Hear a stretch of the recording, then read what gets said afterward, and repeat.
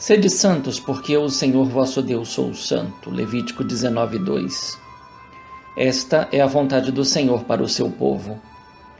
Se por um lado a santidade é a realidade própria de Deus, pertence à sua natureza, por isso que Isaías proclama santo, santo, santo.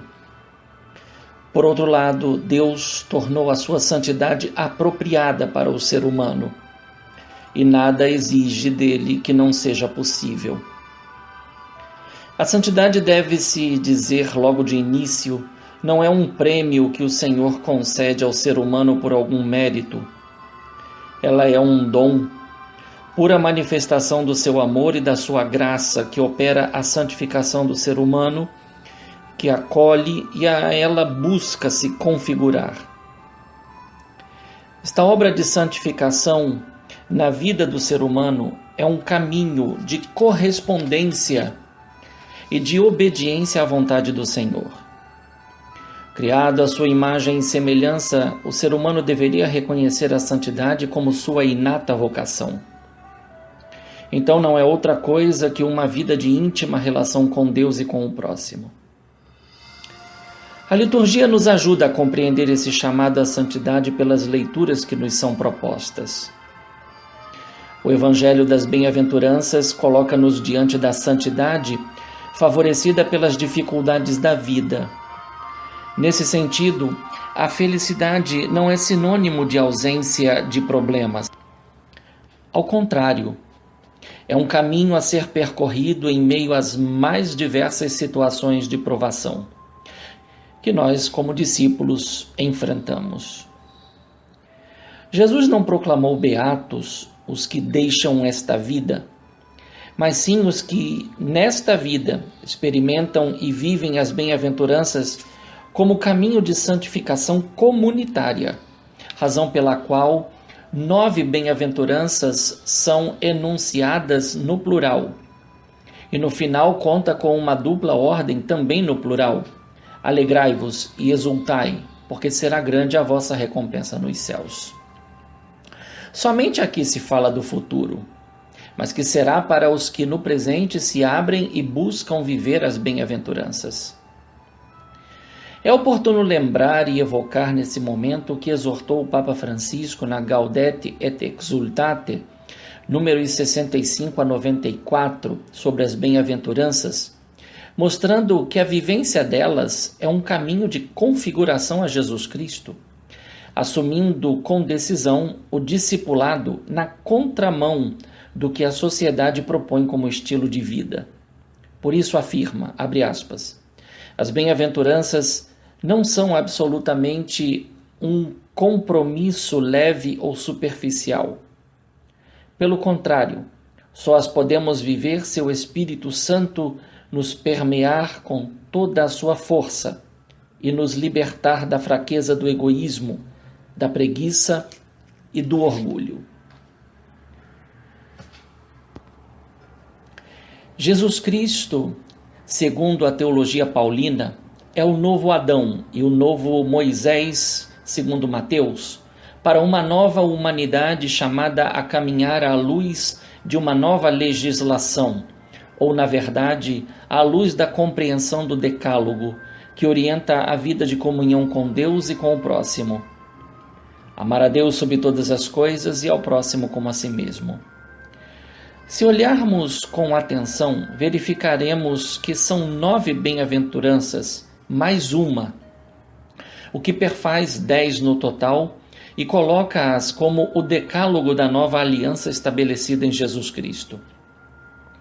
A comparação pode prosseguir sobre vários aspectos. Dentre esses, destaca-se o monte sobre o qual Jesus sobe, senta-se e começa a ensinar os seus discípulos. Para Mateus, essa ação de Jesus faz lembrar o Monte Sinai, sobre o qual Moisés recebeu as 2 placas de pedra contendo as 10 palavras, comumente chamadas de 10 mandamentos.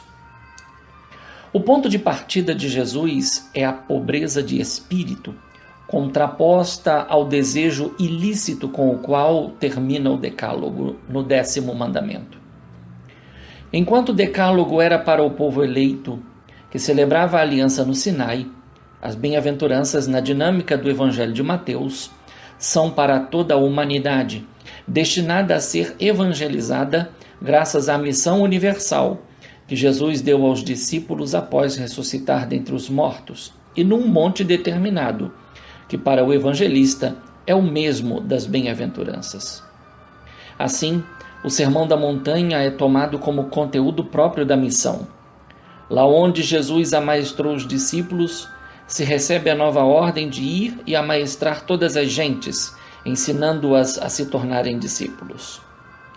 Nessa lógica, a santidade não é fruto de um conjunto de normas e leis que separam ou segregam uns dos outros, como era pensada, mas é um caminho de comunhão e de partilha da missão do próprio Jesus, que, sendo Deus encarnado, não veio para viver sua santidade como separação dos seres humanos, em particular dos pecadores, como faziam os fariseus, os escribas, mestres, doutores da lei, os saduceus, mas como separação de tudo o que desune e segrega o ser humano ao isolamento. A santidade proposta por Jesus não é um caminho de subida verso Deus, mas é a adesão pessoal a Ele, enquanto Deus que desce do mais alto dos céus para viver no meio dos seres humanos. Nesse sentido, a kenosis do Verbo de Deus evoca a kenosis de Deus no final do livro de Êxodo, quando faz sua glória habitar na tenda santuário. É um prenúncio da encarnação no seio de Maria. É lamentável quando se vê que muitos querem viver uma santidade separada e distante das pessoas, em particular dos que consideram pecadores, repetindo assim o mesmo erro dos fariseus e saduceus.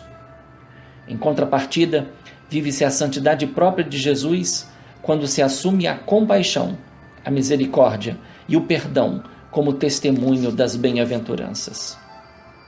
O caminho do discipulado é o da missão.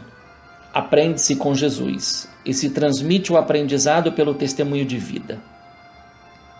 Apocalipse 7, 2-4, 9-10 apresenta uma imagem do céu e dos eleitos, que são contados de todas as tribos do Antigo e do Novo Israel. Apresenta também alguns detalhes. Os santos trazem a marca do Deus vivo. São servos vestidos de branco e que vieram da grande tribulação, que bem se identifica com as bem-aventuranças, isto é, aprenderam o caminho da santidade como conformação e configuração a Jesus Cristo, que é o Cordeiro imolado. Essa configuração um dia se manifestará de forma plena, como dito em 1 de João 3,2. Sabemos que quando Jesus se manifestar, seremos semelhantes a Ele, porque o veremos tal como Ele é.